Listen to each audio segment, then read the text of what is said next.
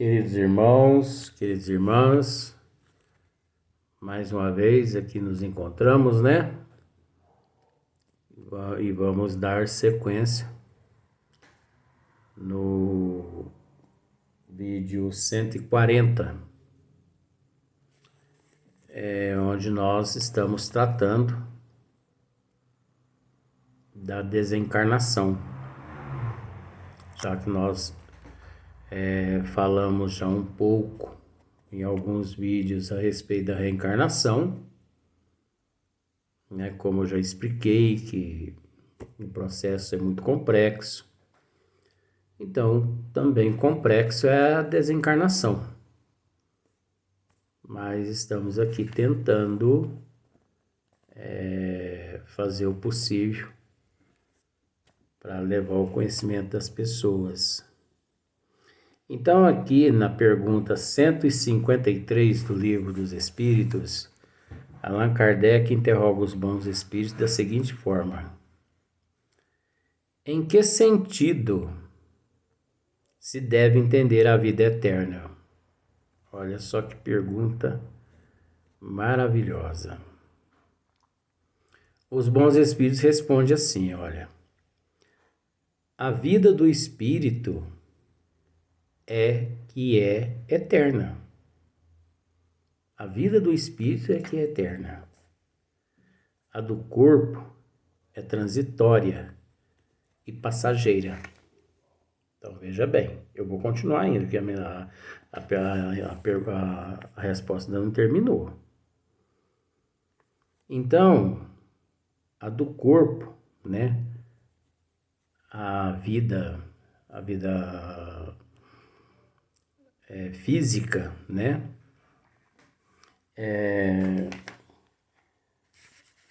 Como se diz, a energia vital, né?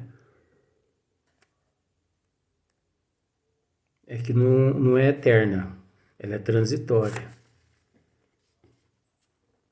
Só que nós entendemos que nem o corpo morre. É transitória. Eterna é só o espírito. Passageira, né? Transitória é a do corpo físico. Quando o corpo morre, a alma retoma a vida eterna. Porque, na verdade, tanto a alma quanto o espírito é uma coisa só. A única diferença é que quando no corpo físico dá-se o nome de alma.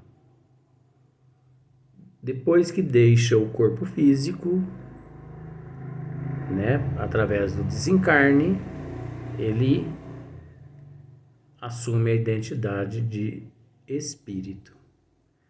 E quando encontra-se no corpo físico, assume a identidade de alma. Então isso é muito interessante a gente analisar essas questões, entendeu?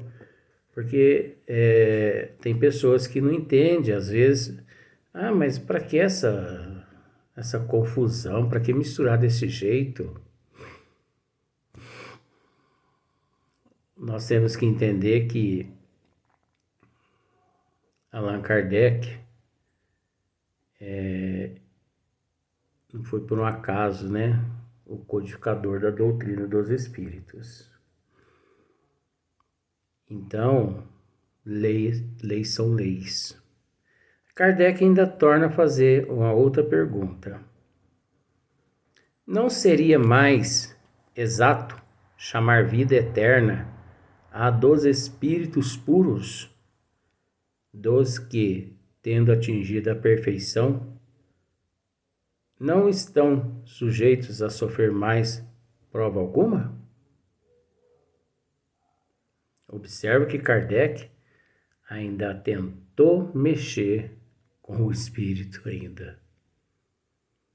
Mas é o espírito, como é sábio, e sabendo que você vai observar que a resposta do espírito agora, ela é uma incógnita. Por que uma incógnita? Porque ele deixou uma resposta, como se diz, você joga a batata quente na mão de alguém e a pessoa te devolve a batata quente. Você entendeu? Onde você é que vai ter que se virar, você é que vai ter que se precaver para você não se queimar.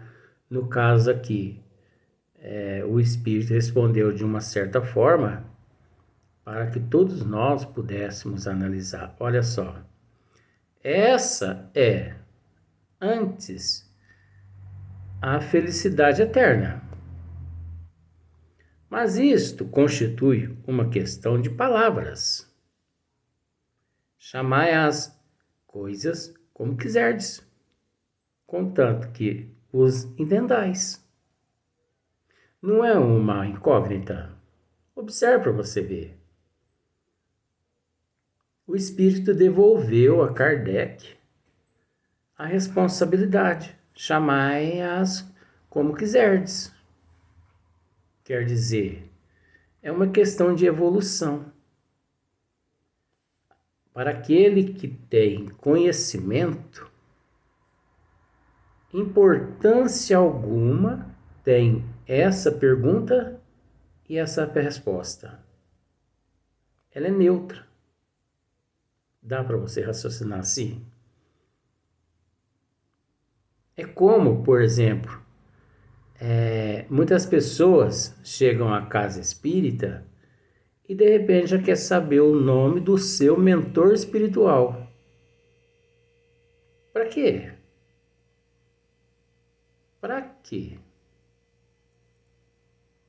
É óbvio que a gente entende que é a necessidade que nós temos de ficar sabendo, mas observa uma questão, uma coisa. Se você leva ao conhecimento da pessoa se o teu mentor espiritual chama Benedito. Que? Benedito? Aí você percebe que a pessoa fica frustrada. Entendeu? Porque a pessoa não estava contando com aquilo. Mas se você, assim, é um charlatão, mistificador, se você, para agradar a pessoa, você fala assim, teu mentor é Dr. Bezerra de Menezes. A pessoa sai, mas sai daquele jeito, sabe? Desculpe. Teu mentor é Sheila. Aí que a pessoa sai pisando nas nuvens mesmo. Então, para aquele espírito já assim mais evoluído, tanto essa pergunta quanto essa resposta, para ele não tem sentido algum. Olha só. Não seria mais exato chamar vida eterna a dos espíritos puros? Não seria mais exato chamar vida eterna a dos espíritos puros? Quer dizer, você considera a vida eterna só dos espíritos puros. Dos espíritos atrasados, não. Olha a pergunta que Kardec fez. Dos que, tendo atingido a perfeição, né?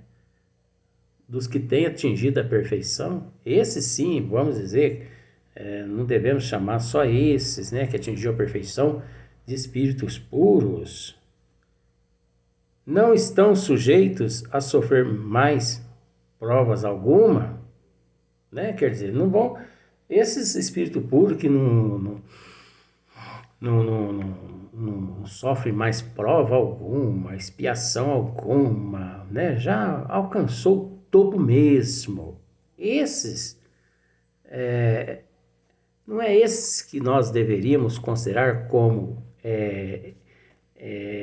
espíritos eternos? Essa foi a pergunta que Allan Kardec fez. Eu estou esmiuçando ela. A resposta.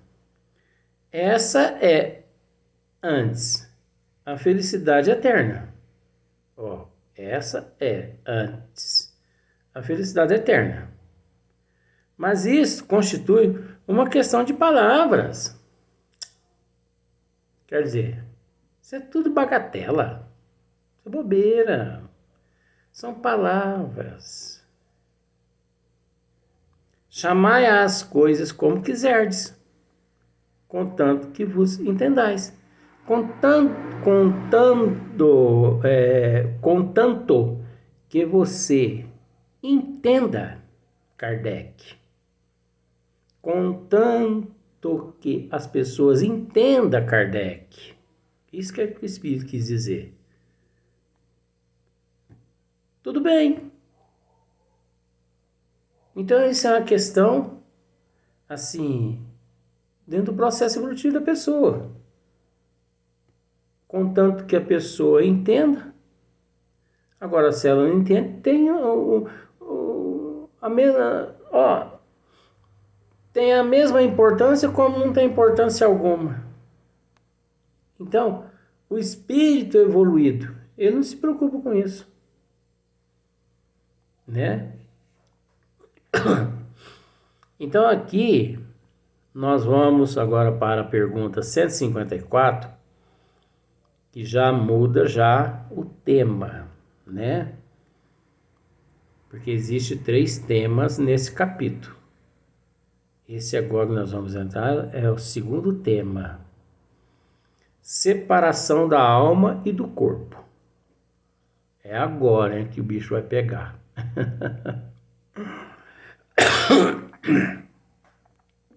Olha só a pergunta para você que tem medo da morte, né?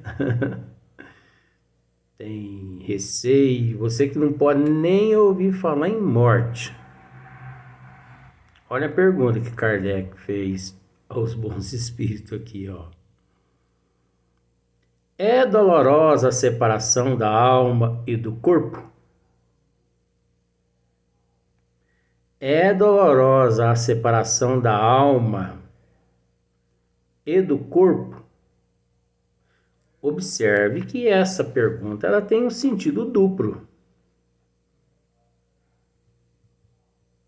Você entendeu? Observe só para você ver. Sentido duplo? Raciocínio para você ver. É dolorosa a separação da alma e do corpo? Luiz, mas onde é que está a psicologia aí? Onde é que está aí o processo complexo aí que você costuma dizer muito? Observe. É dolorosa a separação da alma e do corpo?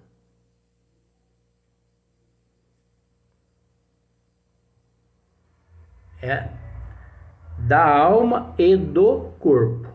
É aí que está a psicologia. Agora vejamos como que nós temos que saber. Kardec soube fazer essa pergunta.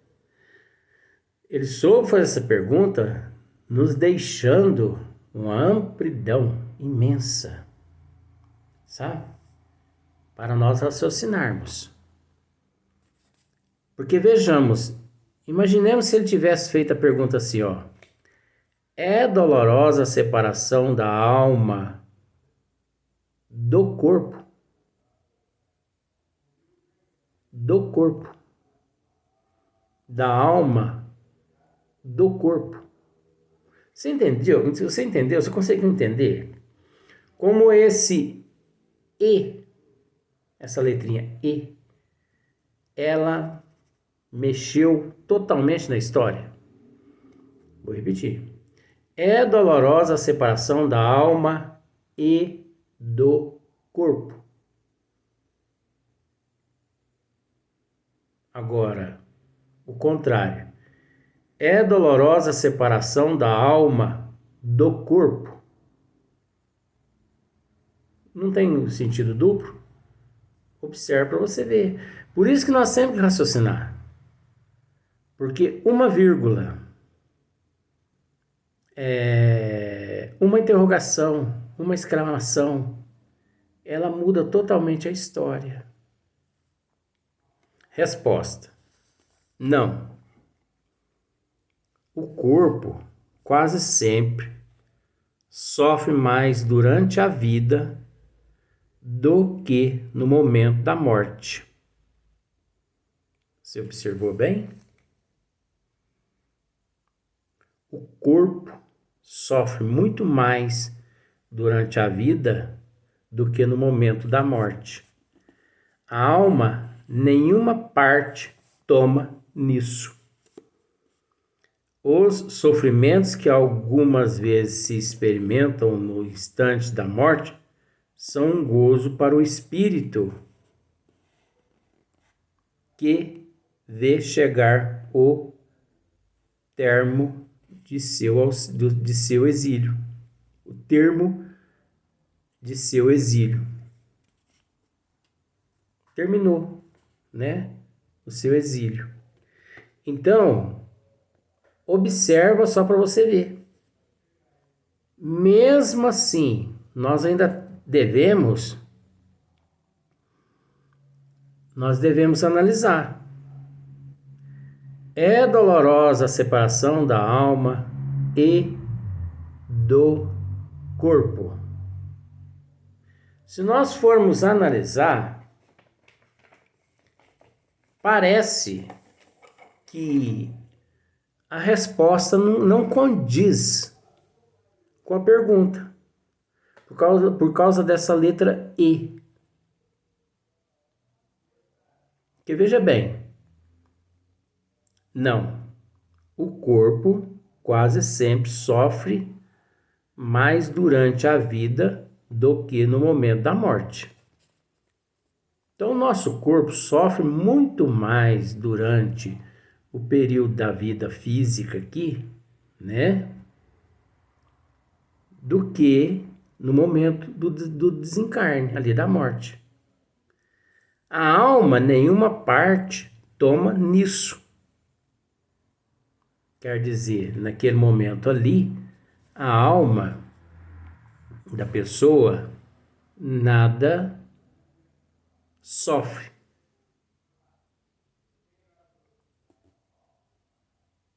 Né? Os sofrimentos que algumas vezes se experimentam no instante da morte são um gozo para o espírito, que vê chegar o termo do seu exílio. Agora, nós temos que parar e separar o joio do trigo.